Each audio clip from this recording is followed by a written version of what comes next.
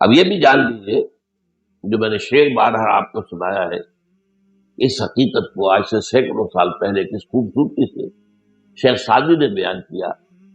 آدمی زیادہ طرفہ معجون است، از فرشتہ سرشتہ وز حیوان۔ یہ آدم ذات جو ہے یہ عجیب مرکب وجود کا حامل ہے، اس میں فرشتہ بھی موجود ہے اور حیوان بھی موجود ہے۔ روح جو ہے اسے آپ کہہ سکتے ہیں فرشتے کی بہن ہے، ان کا مادہ تخلیق ایک ہی ہے، نور۔ ملائکہ بھی نور سے پیدا کیے گئے اور ارواح انسانیت۔ اس اعتبار سے آدمی زیادہ طرفہ معجون است، از فرشتہ سرشتہ وز حیوان۔ اور ایک اور شاعر نے کہا ہے بہت خوبصورت انداز میں، روح کے بارے میں کہنے یا اس کو کسی اور طرف بھی لے جایا جا سکتا ہے، وہ اس کو میں ابھی جانا نہیں چاہتا۔ جان نہاں در جسم او در جان نہاں، اے نہاں اندر نہاں اندر نہاں۔ جان ہمارے جسم میں چھپی ہوئی ہے، کہاں ہے؟ دیکھی کسی نے؟ موت کے وقت نکلتے دیکھا اس کو؟ کہاں ہے؟ ہم نے ڈسیکشن کی تھی میڈیکل کالج میں فرسٹ ایئرس میں، تو ہمیں تو کہیں جان جو ہے پتہ نہیں چلا کہاں ہوتی ہے جان۔ آج بھی آپ اناٹومی کی کتابیں پڑھ جائیے، موٹی موٹی فزیولوجی پڑھ جائیے، جان کا کچھ پتہ نہیں کہاں ہوتی ہے۔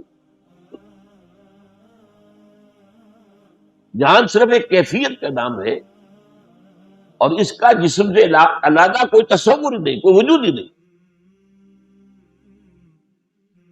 سمجھ رہے میری بات؟ جان جسم کی ایک کیفیت کا نام ہے، اور جسم کے علاوہ اس کا کوئی وجود نہیں۔ روح ایک بالکل انڈیپینڈنٹ شخصیت ہے، اس کا اپنا مستقل وجود ہے، اس کا اپنا تشخص ہے، اس کا مادہ تخلیق اور ہے۔ یہ جسد مٹی سے آیا ہے، روح آسمان سے، اللہ کے پاس سے آئی۔ زمین و آسمان کا فرق۔ تو شاعر کہہ رہا ہے کہ جان نہاں در جسم، جان جو ہے ہماری جسم میں پنہا ہے، چھپی ہوئی ہے۔ او در جان نہاں، اس جان کے اندر ایک اور جان ہے، وہ روح ہے۔ اے نہاں اندر نہاں اندر نہاں، اے وہ شے کہ جو چھپی شے کے اندر چھپی ہوئی۔ اچھا اب دیکھیے، ہمیں اس حیوانی وجود کو اللہ نے علم کے حصول کے کیا ذرائع دی؟ آنکھ سے دیکھو، کان سے سنو، چکھو، سونگو، ٹچ کرو، ان کو کہتے ہیں پانچ حواس خمسہ۔ ان حواس خمسہ سے جو معلومات فراہم ہوئی، یہ یہاں پر ہمارے اس کھوپڑی کے اندر ایک کمپیوٹر بنتا ہوں، اور بہت بڑا کمپیوٹر ہے تو اتنا سا۔ آج کل تو آپ کو معلوم ہے کہ چھوٹے چھوٹے کمپیوٹر آ رہے ہیں۔ یہ کمپیوٹر پروسیس کرتا ہے اس ڈیٹا کو، یہ دیکھا تھا، اس وقت یہ دیکھا تھا، پھر میموری میں ڈال دیتے ہیں۔ کمپیوٹر میں میموری ہوتی ہے، پھر وقت آئے گا تو دوبارہ ریفر کریں گے، اس میموری کو نکالیں گے، کوئی نئی بات دیکھی ہے پھر اسے ہم ٹیلی کریں گے، کیا فرق نظر آیا، کوئی نتیجہ نیا نکالیں گے۔ یہ ہے جو انسانی علم، حیوانی علم ہے یہ سارے فنکشن چھوٹے سے چھوٹے حیوان کے اندر موجود ہیں۔ ہاں طبیعت کا فرق ہے، انسان کے ہاں یہ فنکشن بہت بلند ہے، ایوولوشن ٹری کے ٹاپ پر کھڑا ہے ہومو سیپین۔ حیوانات کے اندر ہے، لیکن اب درجہ بدل نہیں ہوتا۔ میں نے تو خود چونکہ وہی کیا تھا ایک تجربہ۔ ایک روز میں نے دیکھا کہ ایک کیڑا چل رہا ہے، وہ کیڑا جس کے اوپر بہت بال سے ہوتے ہیں، اور وہ یہ ہے کہ اندیشہ ہوتا ہے کہ آپ سے کہیں کھال سے مس کرے گا تو وہ خارش ہو جائے گی، سبھی الرجی ہو۔ وہ جا رہا تھا، میں نے اس کے آگے ایک تنکا رکھا، وہ رکا، پھر اس نے اپنی ڈائریکشن موڑ لی۔ تو کیا مطلب، احساس بھی ہوا اور ایک فیصلہ بھی کیا کہ آگے جو ہے رکاوٹ ہے، I have to turn my direction. میں نے پھر رکھ دی، پھر مڑا، پھر رکھا، پھر مڑ گیا، چوتھی مرتبہ رکھا کہ اس کے اوپر سے گزرا، نتیجے پر پہنچ گیا کہ یہ رکاوٹ میرا پیچھا نہیں چھوڑ رہی، now I have to overcome it. وہ چھوٹا سا چیز، یہی تو ہے نا ہمارا سارا علم جو ہے، اسی کو آپ 1,00,000 سے ضرب دے دیے بس اللہ کر سکتے۔ ہم نے آنکھ کی مدد کے لیے دوربین ایجاد کر دی، ہم نے آنکھ کی مدد کے لیے خوردبین ایجاد کر، اصل شے تو آنکھ ہی ہے، یہ تو ایڈڈ معاملات ہے، دوربین ہے، یا دوربین کو بھی آپ آنکھ ہوگی تو دیکھیں گے نا، دوربین کے اندر آنکھ ہوگی تو دیکھیں گے آپ خوردبین کے اندر، مائکروسکوپ کے اندر۔ لیکن اسی طرح جان لیجئے روح کی اپنی آنکھیں ہیں، انڈیپینڈنٹ آف دیز آئیز، روح کے اپنے کان ہیں، انڈیپینڈنٹ آف دیز ایئرس، روح کی اپنی عقل ہے، انڈیپینڈنٹ آف دس عقل۔ یہ حیوانی عقل ہے، اس کھوپڑی میں رکھی ہوئی ہے، لیکن روح کی یہ تینوں چیزیں، ان کا تعلق قلب، قلب مسکن ہے روح کا، روح رہتی وہاں۔ اب قرآن مجید میں سورہ حج کی ایک آیت ہے جو بہت بہت بہت ہے، افلم یسیروا فی الارض، کیا یہ لوگ زمین میں سیر نہیں کرتے، چلتے پھرتے نہیں ہیں؟ فتکون لہم قلوب یعقلون بہا، پھر ہوتے ان کے دل جن سے وہ تعقل کرتے، دل سے عقل، دل کے اندر عقل ہے، قلوب یعقلون بہا، او آذان یسمعون بہا، یا کان جن سے وہ سنتے ہیں۔ فإنها لا تعمى الأبصار، اس لیے کہ اندھی یہ آنکھیں نہیں ہوتی، اندھا دل کی آنکھ اندھی ہوتی۔ ابو جہل کی یہ آنکھ تو اندھی نہیں تھی، وہ تو جمال و جلال مصطفی کا مشاہدہ نہیں کر سکتا۔ ابو لہب کی تو یہ آنکھ نہیں تھی، وہ آنکھ کوئی اور آنکھ۔ اب اسی کو دیکھیں مضامین دو کم سے کم قرآن مجید میں 2 جگہ ضرور آتے ہیں، ہم یہ میرا ایک نقطہ ہمیشہ سے ہے۔ یہ سورہ اعراف کی آیت، ہم نے انسانوں اور جنوں میں سے بہت سے ایسے لوگ پیدا کر دیے ہیں جو جہنم ہی کا ایندھن ہے، پیدا ہی کیے اس کے لیے، اور ان کی کیفیت کیا ہے؟ لہم قلوب لا یفقہون بہا، ان کے پاس دل ہے لیکن تفقہ نہیں کرتے، غور نہیں کرتے، سوچتے نہیں۔ لہم قلوب لا یفقہون بہا وَلَهُمْ أَعْيُنٌ لَا يُبْصِرُونَ بِهَا، ان کی آنکھیں ہیں پر دیکھتے نہیں۔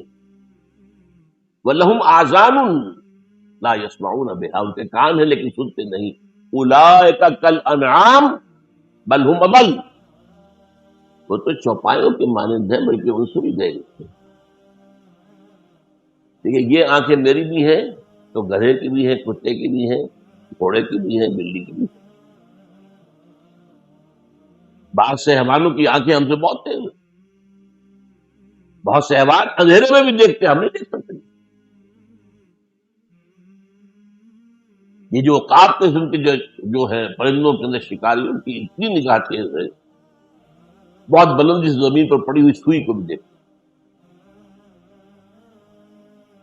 ان کی بھی آنکھیں ہماری بھی ہیں، ان کے امکان ہے ہمارے بھی ہیں، ان کی بھی عقل ہے ہماری بھی عقل ہے، لیکن انسان ہونے کے ناطے ہمیں جو چیز دی گئی تھی وہ روح تھی، روح کے ذرائع ہے، روح کا قلب، وہ اس کی عقل ہے، روح کی آنکھ ہے، روح کے کان ہے۔ اسی لیے کہا ہے اقبال نے،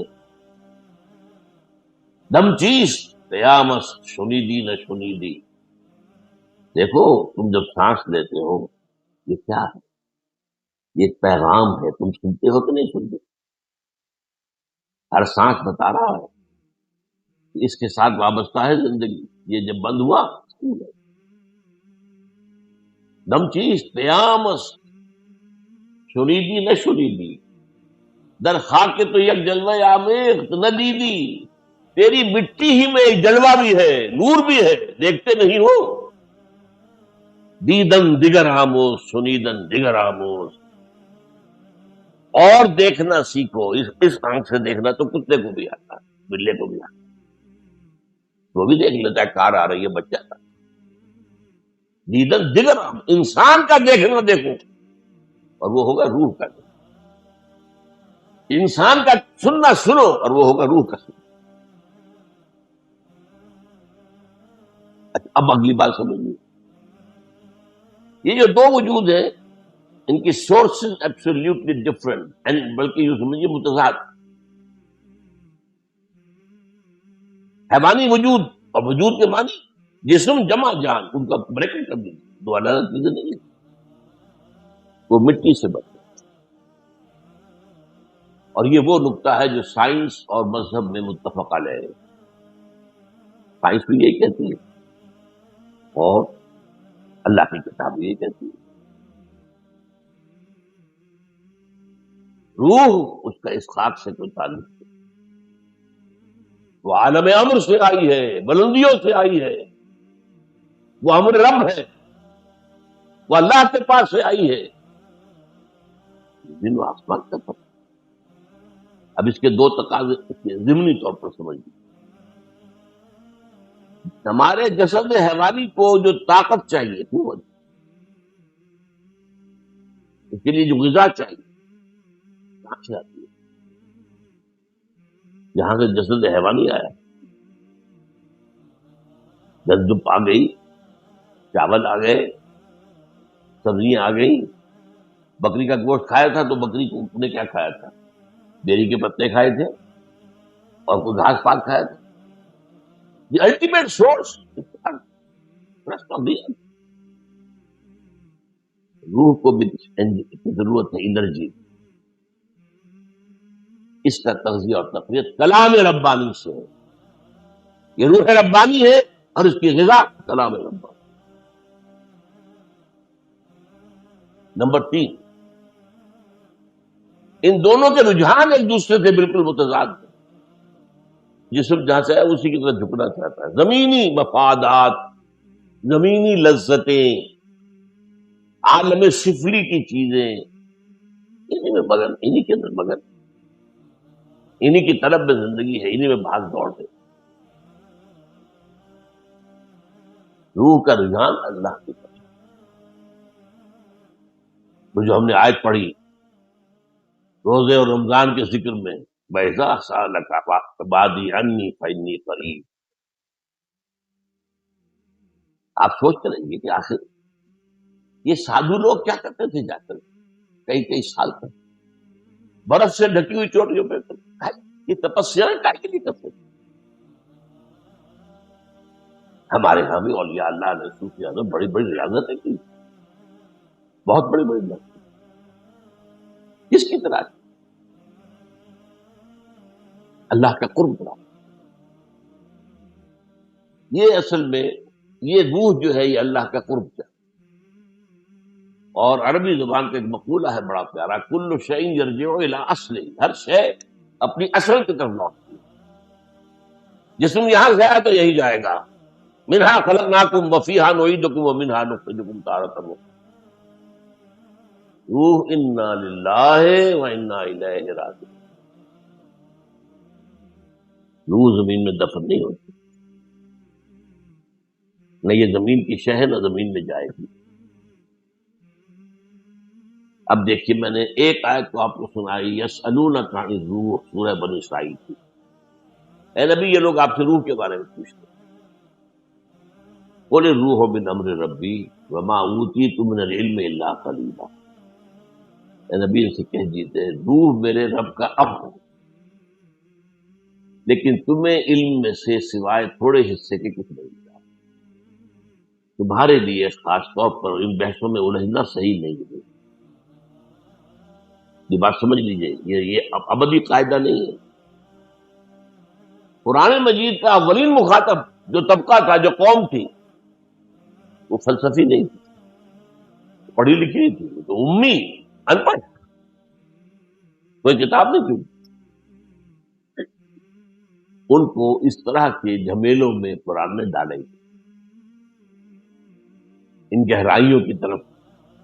اب جیسے کہ ایک آیت ہے سورہ حدید کی، هو الاول والآخر والظاہر والباطن، وہ تو نہیں ہے.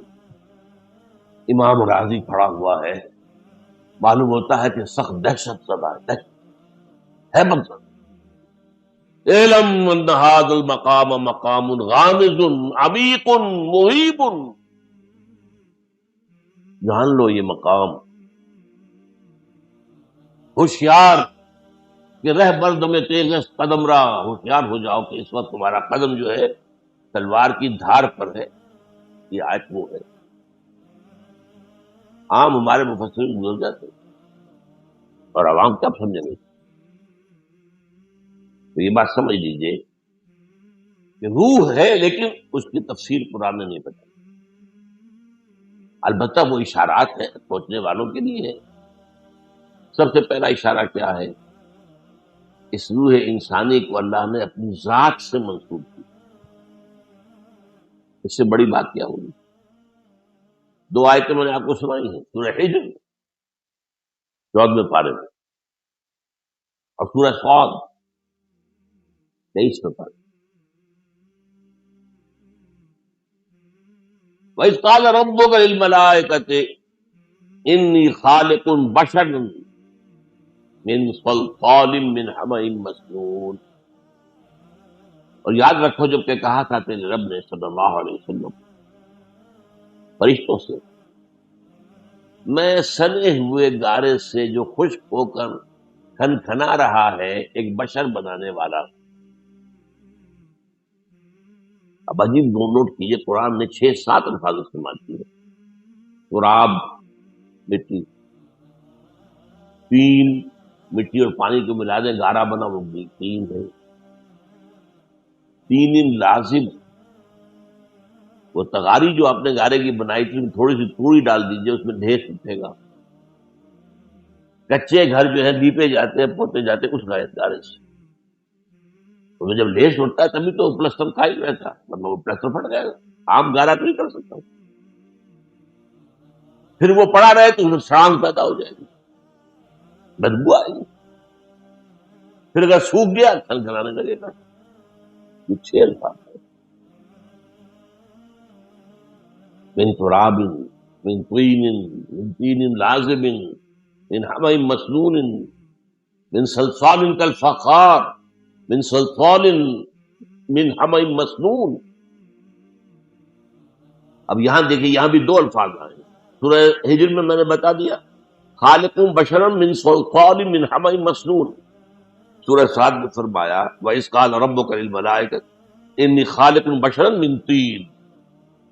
دارا. پھر دونوں جگہ کیا الفاظ ہیں، یہ ہے اصل شے.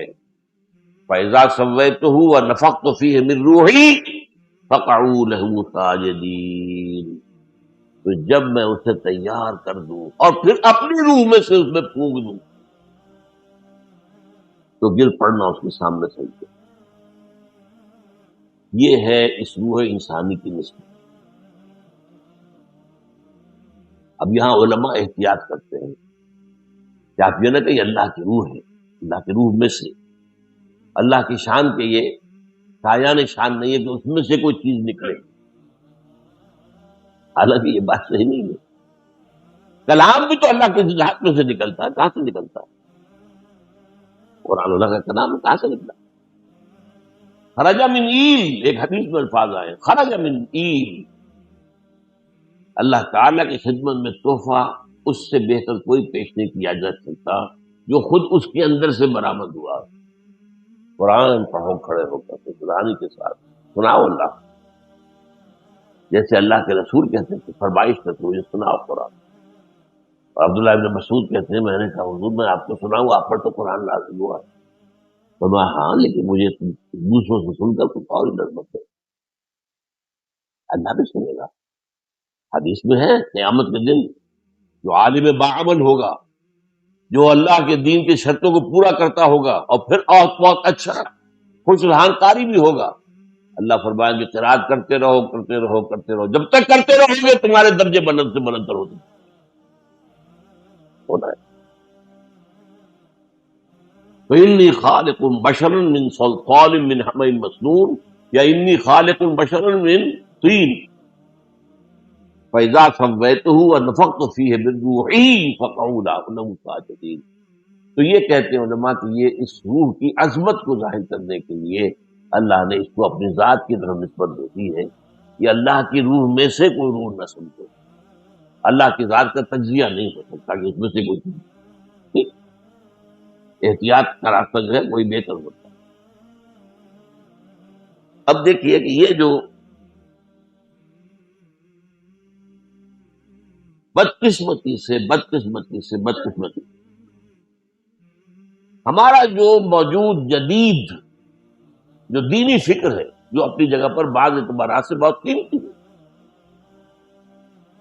مطلب یہ کہ جدید دینی فکر نے یہ واضح کیا کہ اسلام صرف مذہب نہیں ہے، دین ہے۔ ایک بہت بڑی بات، بہت اچھی بات۔ اسلام دین اس وقت ہوتا ہے جبکہ وہ غالب ہو، مغلوب ہو جائے تو مذہب رہ جاتا ہے۔ اور بندہ مومن کا فرض ہے کہ باطل کے نظام کو توڑ پھوڑ کر اللہ کا نظام قائم کرے، جد و جہد کرنا فرض ہے۔ وہ کر دینا یہ آپ کے اختیار ہے، اللہ کہے گا تو ٹھیک ہے۔ جد و جہد نہیں کرتے تو آپ نہیں، اس جد و جہد کے لیے التزام جماعت لازم ہے، جماعت کے بغیر تو کام ہو ہی نہیں سکتا۔ اب یہ دینی فکر اب موجودہ دور میں لوگوں نے اس کو اجاگر کیا ہے، واضح کیا ہے، اور وہ ایک بڑا احسان ہے اس امت کے اوپر۔ ان میں سے بعض شخصیات کا میں خود مرہون منت ہوں، انہوں نے بہت استفادہ کیا۔ لیکن ایک بات بھی آج کہنی ہے آپ سے کہ سید ہوں، شبلی نعمانی ہوں، مولانا فراہی ہوں، مولانا فراہی کے شاگرد مولانا اصلاحی ہوں، ابو الکلام ہوں، ابو الکلام کے راستے پر چلنے والے مولانا مودودی ہوں، بڑے محسن ہیں قوم کے۔ ذرا سر سید کو اس فہرست سے نکال دیجئے۔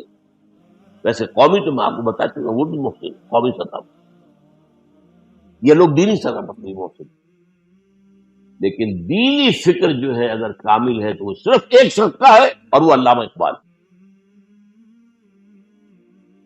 باقی جو گنوائے ہیں آپ کو، یہ مانتے ہی نہیں کہ روح بھی کوئی الگ ہے، وہ سمجھتا بس جان اور روح ایک ہی ہے۔ اتنی بڑی حقیقت میں ہوتے ہو جب، اس لیے کہ ذہنوں کے اوپر سائنٹزم کا تسلط ہے، جو ہمارے حوالے سے خمسہ کے سے دیکھی نہ جا سکے، ویریفائی نہ کی جا سکے، اس کو کیسے ماننا؟ چلو اللہ کو تو مان لیا، ایک کو تو ماننے پڑے گا، کوئی تو سبحان آخر جس نے کائنات بنائی، لیکن اس سے آگے فرشتے کو کیوں مانے؟ جنات کو علیحدہ وجود کیوں مانے؟ یہ سائنٹزم، یہ مذہب بن چکا، it's a religion in itself. اور وہ اس کا غلبہ اتنا ہے کہ اچھے اچھے مفکرین جو ہے اس مغرب کے مادہ پرستانہ فکر کے تسلط سے، شکنجے سے پورے طور پر آزاد نہیں ہو پاتے۔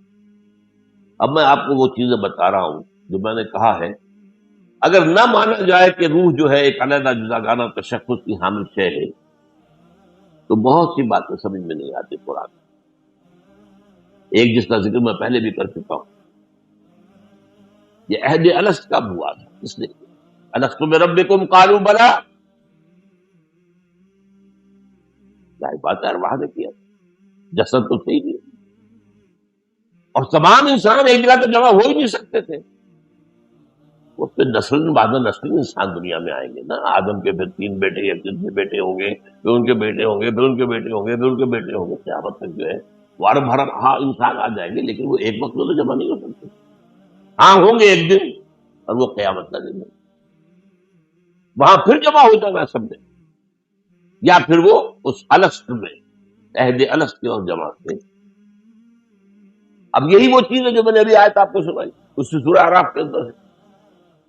ہم نے جہنم کے لیے بہت سے لوگوں کو پیدا کر دیا، جہنم کے لیے، آخر ہمیں چاہیے نا کچھ ایندھن جہنم کے لیے بھی درکار ہے. بہت سے انسان ہمیں پیدا اس لیے، ان کا حال کیا ہے؟ لہم قلوب لا یفقہون بہا ولہم اعین لا یبصرون بہا ولہم آذان لا یسمعون بہا اولئک کالانعام بل ھم اضل. وہ تو چوپایوں کے مانند جبل کے ان سے بھی گئے گزرے کیوں ہیں؟ اضل کیوں ہیں؟ پیدا تو ہم نے اس جگہ پر کیا تھا نا ان کو. یہ گر گئے، نیچے آ گئے، پڑے رہے تار مذلت کے اندر، اٹھے نہیں. لہٰذا یہ حیوان، انہیں انسان نہ سمجھے، یہ انسان نما حیوان ہے. اچھا، نمبر 2 چیزیں، یہ حدیث جو ہے حضرت ابو ہریرہ سے ترمذی میں موجود ہے. حضور سے پوچھا گیا متى وجبت لك النبوت یا رسول اللہ، اے اللہ کے رسول آپ کو نبوت کب ملی؟ فرمایا والآدم بین الجسد والروح، ابھی آدم کی روح علیحدہ تھی جسم نہ تھا، ابھی روح میں پھونک ہی نہیں گئی تھی، تب بھی نبی تھا.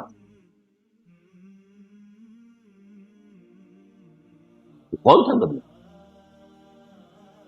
محمد ابن عبداللہ ابن عبد المطلب. یہ تو بہت عرصے بعد 10-12 ہزار سال بعد آئیں گے دنیا میں.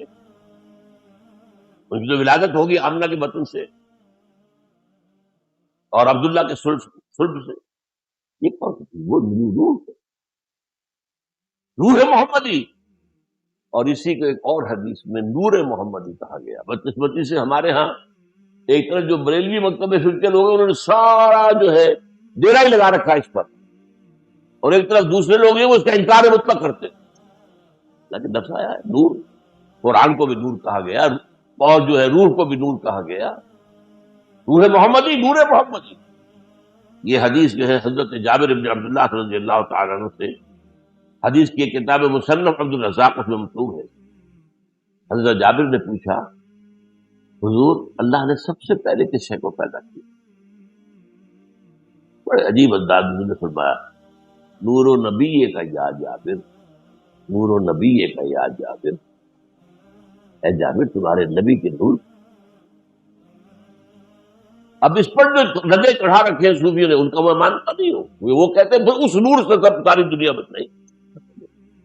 وہ تو ارواح تمام انسانوں کی علیحدہ اصول بھی تھی، لیکن ارواح کے اندر بھی شان تھی. حضور کی جو روح ہے اس کی اپنی شان تھی، ابراہیم کی روح کی اپنی شان تھی، موسیٰ اور عیسیٰ کی ارواح کی اپنی اپنی شانیں تھی. لیکن سب سے اونچی شان اور سب سے پہلے مخلوق اس عالم امر میں حضرت حضور صلی اللہ علیہ وسلم کی روح مبارک ہو. تو اس میں کون سی حرج کی بات ہے؟ کہاں کا شرک آ گیا اس میں؟ دیکھیے میں فرق کیا کرتا ہوں، ایک ایک بات علمی طور پر جاننا، ایک ہے شرک. ہم فرشتوں کو مانتے کہ نہیں کہ فرشتے موجود ہیں چاروں طرف؟ صحیح حدیث ہے مجتمع قوم فی بیت من بیوت اللہ یتلون کتاب اللہ ویتدارسونہ بینہم الا، نہیں جمع ہوتے کچھ لوگ اللہ کے گھروں میں سے کسی گھر میں قرآن کو پڑھنے اور مذاکرہ کرنے میں، الا غشیتہم الرحمہ ونزلت علیہم السکینہ وحفتہم الملائکہ، لیکن ان کے اوپر اللہ تعالیٰ کی سکینت نازل ہوتی، خشیت ان کو ڈھانپ لیتی اور فرشتے ان کے لیے گھیرا باندھتے. وذکر اللہ فی من عندہ، اللہ ذکر کرتا ہے ان کا. دیکھو فرشتوں تم نے کہا تھا یہ فساد مچائے گا، میرے بندے میرے گھر میں بیٹھے میری کتاب پڑھ. وذکرہم اللہ فی من عندہ، ملائکہ مقربین میں جا کے ذکر ہوگا. فرشتے ہیں، اچھا فرشتے تو میرے ساتھ 2 موجود ہیں. اس کو ماننے سے شرک نہیں آیا. میں فرشتے سے کہوں یہ میرا کام کر دو، یہ شرک ہو جاتا ہے. دعا اللہ کے سوا کسی سے نہیں. اسی طرح شاہ ولی اللہ دہلوی کا کہنا یہ ہے کہ اولیاء اللہ کے بہت نیک بندے جو ہیں ان کی ارواح کو اللہ تعالیٰ ان کے انتقال کے بعد ملائکہ اسفل کے طبقے میں شامل کر دیتے ہیں. میں بتا دوں بہن بھائی ہیں یہ فرشتے اور روحیں جو ہیں بہن بھائی ہیں، ایک ہی مادہ تخلیق ہے دونوں کا، نور. اولیاء اللہ کا انتقال جب ہو جاتا ہے تو اللہ ان کی ارواح کو ملائکہ اسفل، سب سے نچلے درجے کے ملائکہ، اونچے نہیں ہیں، یہ اونچے طبقات ہیں، سب سے نیچے والے ملائکہ وہ جو اس زمین کا کاروبار کنٹرول کر رہے ہیں، ملائکہ اسفل ان میں شامل ہو جاتے ہیں، گویا کہ اللہ تعالیٰ کے سول سروس میں ریکروٹ ہو گئے. اس بات کو کوئی مانے نہ مانے اس کو اختیار ہے، لیکن اس کو شرک کہنا یہ ظلم ہے. ہاں ان کو پکارو گے وہ شرک ہو جائے گا، یا شیخ عبد القادر شیخ للہ یہ شرک ہے، اس میں کوئی شک نہیں. لا تدعوا مع اللہ احدا، ہرگز مت پکارو اللہ کے ساتھ کسی اور کو، پکارنا اس سے، تم دعا کرو اللہ سے. یہاں تک آتا ہے کہ حضور نے فرمایا کہ جوتی باندھنے کا تسمہ بھی اگر تمہیں چاہیے تو اللہ سے مانگے، اللہ مجھے دے. اور مجھے اس سے کیا غرض ہے؟ اللہ کسی فرشتے کو بھیج دے انسانی شکل میں، لے وہ بند تسمہ، کسی روح کو دے دے بھیج دے، وہ دے لو بھی لے لو، یہ مجھے غلط نہیں، مجھے پکارنا آ جائے، دعا ندا. میں ابھی ذکر کر چکا ہوں اس میں کہ قیامت کے دن جو ہے تمام انسان پھر کھڑے ہوں گے اللہ کے سامنے. یوم یقوم الروح والملائکۃ صفا لا یتکلمون الا من اذن له الرحمن وقال صوابا. یہ سب آ گئے دوبارہ. دنیا میں تو یہ آئے تھے سیکوینس کے ساتھ، کوئی 8 سے 10,000 سال پہلے آیا تھا، کوئی 9,000 سال پہلے، کوئی 8,000 سال پہلے، وہ چلیے قریب، اور ابھی کوئی بہت سے وہ آنے ہیں، وہ ایک دم جمع ہو جائیں گے. سورہ کہف میں فرمایا یہ نقشہ دیکھیے، نقشہ دیکھیے، اللہ کے آمنے صفحہ صفحے بنی ہوں گی، فرشتوں کی صفحے اور ارواح انسانیوں کی صفحے. ارواح کے بارے میں تو حدیث ہوتی ہے، الارواح جنود مجندہ، لشکروں کے معنی نہیں. اللہ فرمائے گا لقد جئتمونا کما خلقناکم اول مرہ، آ گئے ہو نا ہمارے پاس جیسے کہ ہم نے تمہیں پہلی مرتبہ پیدا کیا. پہلی تخلیق تھی عالم امر میں، عالم ارواح میں، اور وہ بیک وقت سب کی تھی، بابا آدم سے لے کر آخری آدمی تک جو دنیا میں آئے گا سب کے ارواح. دوسری تخلیق ہوئی ہے مرحلہ وار، ہر شخص کی ماں کے پیٹ میں، جب وہ 120 دن کا جنین بن گیا، امبریو آف 120 days، ثم یرسل الملک فینفخ فیہ الروح، پھر فرشتہ بھیجا جاتا ہے جو اس میں روح ڈھونڈ دیتا. اب یہ تخلیق ثانی ہو گئی، آ گئے نا ہمارے پاس کما خلقناکم اول مرہ. کہ جہنم میں جہنمی فریاد کریں گے ربنا امتنا اثنتین واحییتنا اثنتین فاعترفنا بذنوبنا فهل الى خروج من سبیل. اے اللہ تو نے ہمیں 2 مرتبہ مارا، 2 مرتبہ زندہ کیا، اب ہم اپنے کوتاہیوں کا اعتراف کر رہے ہیں، تو یہاں سے نکلنے کا کوئی راستہ ہے کہ نہیں؟ 4-5 ادوار ہم پر آ چکے، ایک دور اور ہو جائے، ہمیں یہاں سے نکل کر مہلت دے دیں. اب یہ کون سے 2 اماتیں، کون سے 2 احیاء؟ پہلی تخلیق اول ہے، اماتہ نہیں ہے، وہ تو ابداع ہے، ارواح کو کریشن ایکس نہیلو، وداؤٹ کسی شے کے پیدا کیا گیا. اس کے بعد انہیں سلا دیا گیا عہد لینے کے بعد، وہ پہلی زندگی، پہلی موت پا گئی. اب وہ پڑے ہیں کولڈ سٹوریج کے اندر. جب میرا جنین تیار ہوا تھا رحم مادر میں، میری روح لا کر ڈالتی، یہ احیاء اول ہو گیا. اب میں مروں گا، وہی ماتہ ثانی ہو جائے گا، پھر اٹھایا جائے گا، وہ احیاء ثانی ہو جائے گا. اس کے بعد کیا ہوگا؟ شروع میں کیا تھا انا للہ، پھر کیا ہوگا انا الیہ راجعون.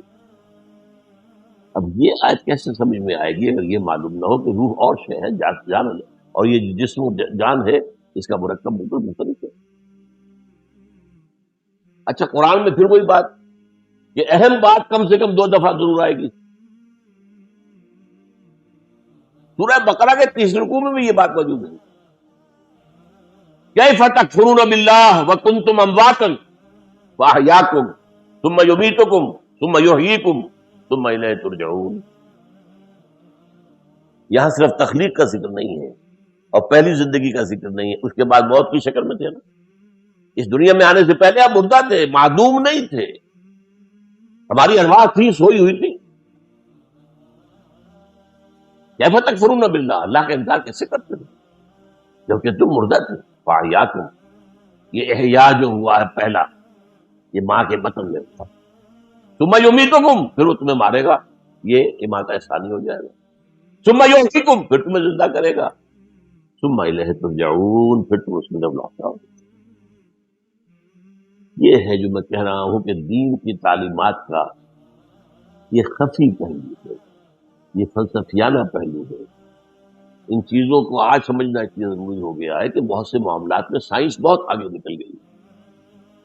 اب آپ کو سائنس اور دین کے درمیان، تعلیمات کے درمیان بڑے کلوز ریلیشن شپ کی ضرورت ہے. اب اس کے علاوہ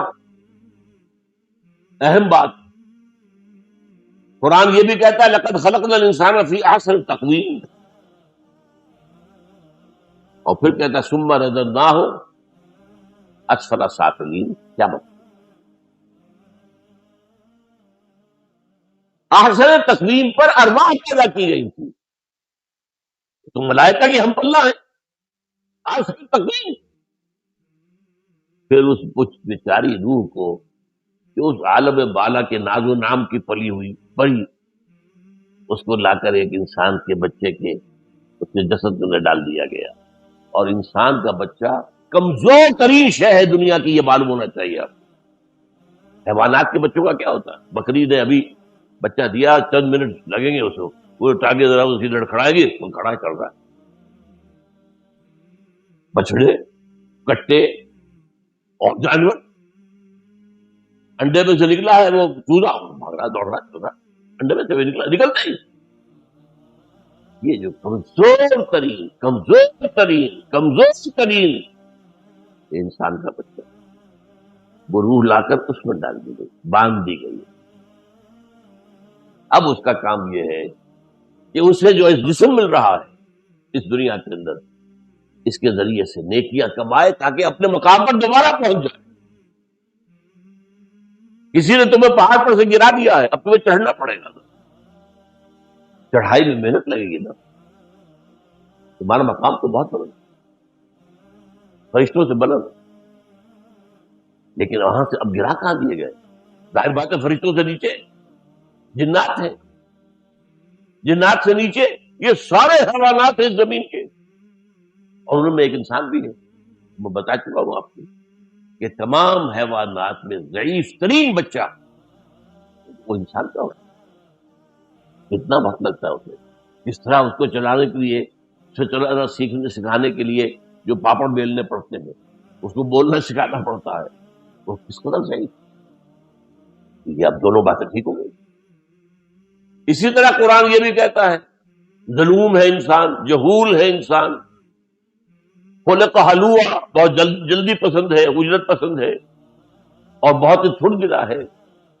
یہ ساری کس کے لیے کہی جا رہی ہے؟ جو اشرف المخلوقات ہے. کیوں؟ یا یہ غلط ہے یا وہ غلط ہے؟ بھائی دونوں صحیح.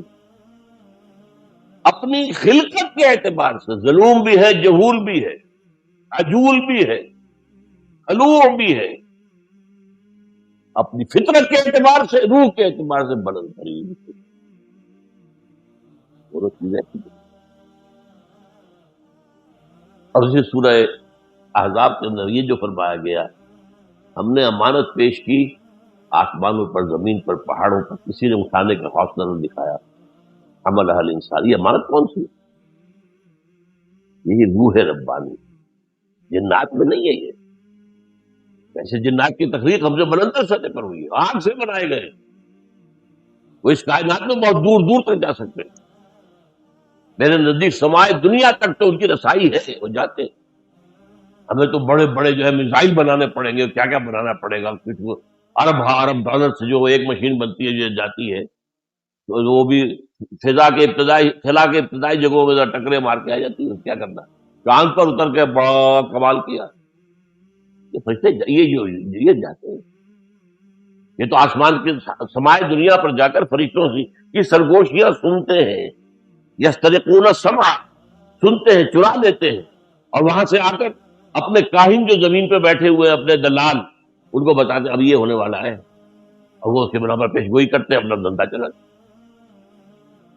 جیسے کوئی آپ کا سول سیکرٹری اسلام آباد میں آپ کا دوست ہے، وہاں سے آپ کے تبادلے کا حکم ہے، ٹائپ ہو گیا، اس نے بتا دیا وہ ہو گیا تبادلہ فیصلہ، ابھی وہ آئے گا آپ تک پہنچنے میں، وہ ٹائپ ہوگا، پھر دستخط ہوں گے، پھر ڈسپیچ ہوگا، پھر وہ آئے گا، پھر آپ تک پہنچے گا، لیکن وہ آپ نے اس کو بتا دیا۔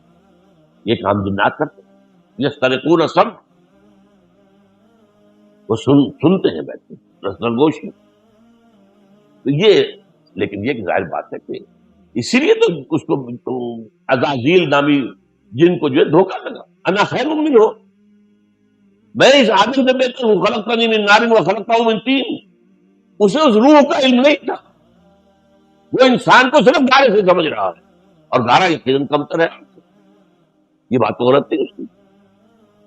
تو انسان کی یہ جو ہے حیوانی جو اس کا وجود ہے وہ تو گارے سے بنا ہے، اور وہ آگ سے بنا، لہذا وہ افضل ہے اس تخلیق